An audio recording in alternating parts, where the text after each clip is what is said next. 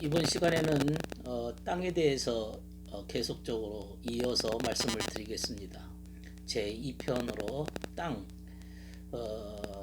주님께서 그 땅에 대해서 말씀하실 때 길가, 또 돌짝밭, 가시덤불, 옥토 이 네 종류로 구분해서 땅이 어떤 상태인가 이것을 주님께서 말씀하셨습니다. 길가와 같이 진리가 들어가지 못하고 새들이 와서 씨를 쪼아먹는 경우, 이 얘기는 정신 상태가 아주 혼잡스럽고 쓸데없는 생각이나 사상이 들어와서 진리를 무너뜨리는 경우입니다. 또 돌짝밭처럼 어떤 장애물들이 많아서 단단한 어떤 편견과 고집으로 인해서 진리를 받아들이지 못하는 경우, 또 가시덤불처럼 쓸데없는 사상이나 세상의 재리의 염려, 돈 걱정 이런 것 때문에 진리의 씨앗이 자라지 못하는 경우, 옥토처럼 진리가 뿌리가 내려서 30배, 60배, 100배의 결실을 얻는 천국의 인격을 거두는 그러한 상태에 대해서 주님께서 그 땅에 대해서 말씀을 하셨습니다. 그러면 이번 시간에는 그 땅에 대해서 세 종류로 제가 말씀을 생각해 보았습니다. 첫째는 이집트 땅, 또 아수르 땅, 또 바벨론 땅. 이거는 어떤 땅들을 이렇게 말씀하고 있는가, 그거를 좀 생각해 보려고 합니다. 구약 성경을 보면 애굽이 등장합니다. 계속적으로 애굽으로부터 출애굽해서 가나안에 이른다고 하는 그러한 그 출애굽에 대한 사건과 더불어서 아브라함 때부터 아브라함도 역시 애굽으로 내려간 적이 있습니다. 왜 내려갔을까요? 또 예수님께서도 아기 예수 때 애굽으로 피신을 한 적이 있습니다. 왜 애굽으로 피신을 했을까? 거기에 대한 영적인 의미와 그 뜻을 한번 생각해 보려고 합니다. 애굽 땅, 이집트지요. 이집트 땅이 무엇을 말하는가? 고대로부터 이집트 땅은 곡창지대였습니다. 나일강 그 주변에 아주 곡식이 잘 되어서 아주 풍요로운 땅입니다. 그리고 또한 이집트는 상형물자가 있기 때문에 고대의 그 지식을 다 기록해 놓았습니다. 그러니까 지식적으로 대단한 나라이죠. 고대 시대에는 아주 그 지식이 대단한 나라입니다. 그래서 그 이집트를 자연 지식, 자연 과학적 지식이라고 말할 수가 있습니다. 그러니까 이집트에서 가나안으로 가는 그 여정의 출발지는 이집트였는데요. 그 이집트라고 하는 것을 영적으로 말하면 자연 과학적 지식이라고 말할 수가 있습니다. 그래서 이제 기근이 들면 사람들은 이집트에 와서 곡식을 얻어가고는 했습니다. 이집트에 또한 기근이 들었다. 이 말은 세속적 학문에만 기대어 살아가는 삶을 말한다고 말할 수 있습니다. 또 가나안 땅에 기근이 들면 반드시 이집트로 들어가야만 했습니다. 그러니까 이집트라고 하는 의미는 자연과학적 지식을 말합니다. 우리가 예수 믿기 전에 또한 거듭나기 전에 우리가 세상적인 지식이 있지 않겠습니까? 우리가 세상에서 살면서 터득한 그 지식, 그러나 아직 영적 깨달음은 없습니다. 영적 깨달음이 이르기 전에 어떤 준비 작업이라고 말할 수 있죠. 또 아브라함과 아기 예수께서 이집트로 내려가신 이유도 바로 그것입니다. 말씀의 오묘한 이치를 터득하기 전에 그에 걸맞는 학문과 지식을 이미 가져야 됩니다. 예를 들면 성경을 읽으려면 성경 문자에 대한 글을 알아야 되지 않겠습니까? 그 의미를 알아야만 성경에 있는 내용을 그대로 우리가 이해하면서 깨닫는 것은 그 이후의 차원입니다. 이집트라고 하는 것은 자연과학적 지식이기 때문에 그곳에서 발전해야 됩니다. 출애굽해서 가나안에 도달해야 되는 것인데, 만일 이집트에만 머문다고 하면은 그것은 영적인 의미로 학문, 자연과학적 지식에만 머물고, 다시 말해서 세속적 지식에만 빠져서 더 이상 영적인 세계로 추구하지 못하는 단계입니다. 그것은 곧 거짓을 의미합니다. 거기에만 기초를 두게 되면 독단적이 되어지고, 그 세속적 지식이라고 하는 것은 더욱더 인간의 자만심과 소유욕, 또 지배욕을 더 크게 만들 뿐입니다. 성경에는 주님의 백성을 애굽 땅 종되었던 집에서 인도하여 내었다, 그렇게 말씀합니다. 출애굽기 20장 2절의 말씀입니다. 주의 백성은 애굽 땅에서 인도해 내야 됩니다. 그리고 가나안에 도달해야 됩니다. 그러나 영적인 사람들은 곧바로 가나안에 갈 수가 없습니다. 이집트에서 출발하는 겁니다. 이집트를 거쳐서 가나안에 도달하는 거죠. 다시 말해서 이집트라고 하는 세상 자연 과학적 그런 지식들을 가지고, 세속적인 걸 가지고 이제 출발하는 것입니다. 처음부터 거룩하게 된 사람은 없고, 처음부터 영적인 깨달음이 충만한 사람도 없습니다. 그러나 이집트를 거치되 반드시 가나안으로 나가야 되죠. 그걸 거치지 않는 사람은, 그런 사람들은 자기 자만에 빠질 수밖에 없습니다. 자기 지식에 머물러서 참된 지혜를 구하지 않는 가련한 신세라고 얘기할 수가 있습니다. 시편 80편 8절에 보면 주께서 한 포도나무를 이집트에서 가져와서 민족들을 쫓아내시고 그것을 심으셨다. 이 말은 지식에만 머물지 말고 영적 깨달음으로 나아가라는 그런 뜻입니다. 그게 이집트의 의미입니다. 이집트 하나에 아직도 이집트에 머무는 사람이 있죠. 영적인 깨달음으로 나아가지 못하고 자연과학적 지식에만 머물러서 하나님을 자꾸 눈으로 보려고 하고 손으로 만지려고 하지만은 그것은 만질 수도 없고 그런 자에게는 귀에 들릴 수도 없는 것이지요. 그는 자연과학적 지식이라고 하는 것은 영적인 깨달음으로 나아가는 기초 단계라고 하는 것을 그가 먼저 알아야 될 것입니다. 두 번째로 아수르 땅이 있습니다. 성경에 아수르라고 하는 나라가 등장합니다. 티그리스 강 니느웨를 수도로 하는 그 아수르라고 하는 나라는 그 당시에 최초의 통일된 제국입니다. 대단한 나라입니다. 그 아수르의 그 통치 철학, 권력의 구조가 인간의 이성을 담고 있기 때문에 마음의 세계에서는 아수르를 이성적 논리라고 말할 수가 있습니다. 인간의 이성적 지식의 세계라고 말할 수 있습니다. 성경에 보면 에스겔 31장 3절에서 9절까지를 보면 아수르 사람은 가지가 아름답고 그늘은 숲의 그늘 같으며 키가 크고 꼭대기가 구름에 닿은 레바논의 백향목이라, 그렇게 말씀하고 있습니다. 우리가 식물편을 연구할 때 백향목 나무의 영적 의미라고 하는 것은 이성적 지식을 의미한다고 말했습니다. 그러니까 아수르라고 하는 것은 이성적 논리입니다. 그 당시 아수르 사람들은 대단히 이성적인 사람들이었다. 그러나 그 이성이라고 하는 것은 또한 인간의 자만에 빠질까 굉장히 두려운 면이 있습니다. 인간의 이성을 통해서 인간의 부족함을 깨닫고 영적인 세계로 나아가는 사람이 있는가 하면 지식의 자만에 빠져서 오히려 깨달음의 독소가 되는 경우도 많습니다.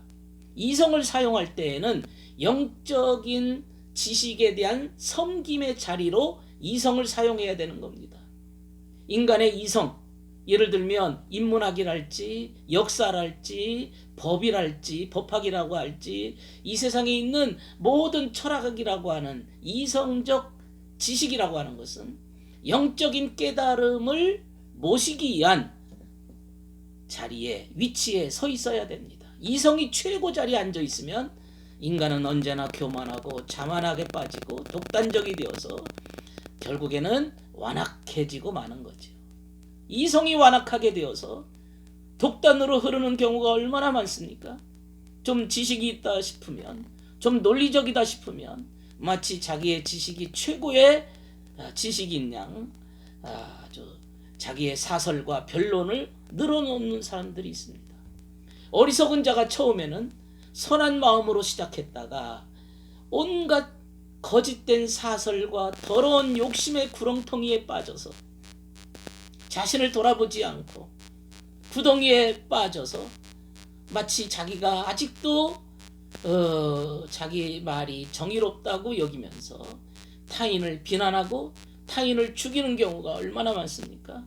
자기의 논리가 최고의 논리지요. 그러나 알고 보면 그것도 역시 교만한 논리입니다. 처음에는 선한 마음으로 시작했다가 나중에는 그것을 가지고 상대방을 괴롭히는 경우가 많습니다. 이성이 완악하게 된 경우입니다. 결국 이런 자들은 마치 전갈과 같은 사람이라 독이 들어있는 벌레, 전갈과 같다. 왜냐하면 전갈의 꼬리에서 나오는 독침이라고 하는 것은 사람을 마비시키고 사람을 완전히 그 자리에서 옴짝달싹 못하게 만듭니다. 마치 자기의 논리와 사상과 자기의 그 이성적 지식을 가지고 상대방을 설득시켜서 마치 자기의 부하로 만들고 그 영혼을 파멸로 끌고 갑니다. 이것이 이성의 위험성이 될 수도 있지만, 그러나 그 이성이 합리적 지식으로 더 발전할 수 있다면 영적 세계로 나아가는데 대단한 능력을 발휘할 수가 있습니다. 그 다음 세 번째, 바벨론 땅이 등장합니다. 이 바벨론이라고 하는 거, 우리가 바벨론에 대해서 알고자 하면 그 바벨론에 대해서 말한 느부갓네살의 묘사를 통해서 그 의미를, 상징을 한번 알아볼 수 있어야 됩니다. 다니엘 4장 29절 30절에 보면 이 큰 바벨론은 내가 능력과 권세로 건설해서 나의 도성으로 삼고 이것으로 내 위엄의 영광을 나타낸 것이 아니냐. 나의 위엄과 나의 영광을 드러낸 것이다. 이 큰 바벨론이라고 하는 것은 내 능력으로 건설했고 내 권세로 건설했다. 엄청난 교만이죠. 그 교만을 의미합니다. 바벨론이라는 것은 어마어마한 성이지만, 어마어마한 논리를 가지고 있지만은 그것은 대단한 교만입니다. 타인을 교만을 가지고 지배를 합니다. 자기 능력으로 타인을 군림하는 자들이 바벨론 왕들이라고 얘기합니다. 바벨론은 성읍과 탑을 건설해서는 그 꼭대기를 하늘에 닿게 하겠다 이거예요. 하늘에 닿게 하겠다. 이게 자기가 최고라는 거죠. 종교적 지식까지도 자기가 점령해 버린다는 겁니다. 교만의 시작이죠. 그러자 하나님께서 결국 언어를 혼잡하게 만들었고, 그런 이기적인 욕망은 결국 불통을 가져옵니다. 너와 내가 대화가 안 됩니다. 너와 내가 논리가 맞질 않습니다. 너와 나는 이제 서로 소통이 불가능하기 때문에 적이 되고 단절로 끝나버리고 맙니다. 이렇게 교만과 지배욕으로 시작과 결말은 항상 그런 식으로 끝납니다. 오늘날 많은 독재자들이 이 바벨론 탑을 쌓고 있습니다. 자기의 생각이 최고봉이기 때문에 남들은 다 자기 말을 받아 적어야 됩니다. 다 수첩을 들고 받아 적고 있습니다. 그 독재자의 말이 마치 신성한 권력을 갖고 있다고 여기는 거죠. 역사적으로 보면 이스라엘을 아수르가 멸망시켰고요. 그리고 남쪽 유다를 바벨론이 멸망시켰습니다. 이것도 영적인 의미가 있습니다. 그러니까 이스라엘이라고 하는 것은 영적 깨달음을 상징하고요. 남쪽 유대라고 하는 것은 거룩한 삶을 의미합니다. 깨달음과 거룩한 삶이, 북쪽 이스라엘은 영적인 깨달음을 의미한다면 남쪽 유대는 거룩한 삶을 의미합니다. 그런데 그런 깨달음을 누가 멸망시켰나요? 아수르입니다. 북쪽 이스라엘을 아수르가 멸망시켰다는 것은 이성이 멸망을 시켜버리는 거고, 남쪽 유다는 거룩한 삶이라는 것은 바벨론이라는 교만이 그의 인생을 망칩니다. 결국 나의 깨달음은, 나라는 하나의 개인으로 말하면 내 생각은 아수르라고 하는 이성이 나를 멸망시켜버리고, 그리고 남쪽 유다라고 하는 나의 삶이라고 하는 것은 바벨론이 멸망시켰다. 이 말은 뭐냐? 교만 때문에 내가 무너졌다 이거죠. 나의 잘못된 편견 때문에 무너졌고, 교만 때문에 무너진 하나의 인생을 보고 있지 않습니까? 너무너무 놀라운 이야기입니다. 참으로 이런 지혜를 우리가 얻을 수 있다는 사실이 너무 기쁘고 즐겁지 않습니까? 정말로 우리가 교만하면 멸망하는 것이고, 어리석은 생각에 사로잡히면 또한 멸망하는 것입니다. 두 개가 다 무너져 버리면 어떻게 될까요? 인생은 그야말로 무너져 버리는 불쌍한 인생이 되죠. 그래서 주님을 떠나서는 인간이 아무것도 할 수 없다는 거지요. 주님의 백성들은 바벨론 강가에서 검은 고를 걸어놓고 시온을 생각하며 슬퍼하였다. 내가 그렇게 교만한 가운데서 묶여 있었는데 검은 고를 걸어놓고, 그리고 시온을 생각하면서 주님의 나라를 기억하면서 슬퍼했습니다. 시편 137편 1절입니다. 그러나 그 바벨론이라고 하는 나라는 언젠가 무너질 날이 옵니다. 요한계시록에는 무너졌도다 무너졌도다 큰 성 바벨론이여, 귀신의 처소와 각종 더러운 영이 모이는 곳과 각종 더럽고 가증한 새들이 모이는 곳이 되었다. 요한계시록 18장 2절의 말씀입니다. 큰 성 바벨론이요. 귀신의 처소가 됐어요. 귀신의 처소, 귀신의 집이 됐다는 거죠. 귀신들이 드글드글거리는 그 귀신들이 산다 이 말이죠. 각종 더러운 영들, 이것도 더러운 영이라는 게 귀신보다도 더 무서운 악령들이 들어왔어요. 모이는 곳과 각종 더럽고 가증한 새, 어둠 속에 있는 새, 부엉이나 박쥐나 이런 새는 더러운 쓰레기 사상이 모이는 곳이 됐다 이거죠. 어떻게 하다 보니까 바벨론이 교만하다 보면 더러운 것들이 들어온다는 거예요. 귀신들이 들어오는 처소가 된다는 거예요. 교만이 이렇게 무섭습니다. 정말 하나님 앞에 두렵고 떨리는 마음으로 겸손하게 우리가 정말 자세를 다시 고쳐야 되지 않겠습니까? 혹시 내가 있는 자리에서 나를 성찰하지 못하고 나 자신을 바라보지 못한다면 이 교만의 죄악이 큰 성 바벨론이 무너졌도다 무너졌도다 하는 것처럼 너라고 하는 하나의 인생이 바벨론이 된다면 무너지고 맙니다. 그동안에는 남을 지배하느라고, 남을 자기 발밑에 놓느라고 큰 권세였었지만은 무너져 버렸습니다. 오늘은 이렇게 이집트와 아수르와 바벨론의 지역에 대해서 다시 한번 생각해 보았습니다. 우리가 어떤 땅이 되어야 되겠습니까? 어떤 마음이 되어야 되겠습니까? 어떤 자세를 가지고 살아야 되겠습니까? 우리가 과연 이 시대에 필요한 것이 어떤 나라를 향해서 나아가야 되겠습니까? 우리에게 필요한 나라는 가나안입니다. 가나안. 광야를 거치면서 가나안을 목표로 가는 겁니다. 그러나 그 가나안 가는 여정에 그 험한 광야길에는 반드시 불기둥과 구름기둥, 천사들의 그룹이 우리를 이끌어 주실 겁니다. 이런 확신을 가지고 어렵지만, 힘들지만, 괴롭지만, 고통스럽지만, 억울하지만 믿음을 가지고 나아가도록 해보십시다. 감사합니다.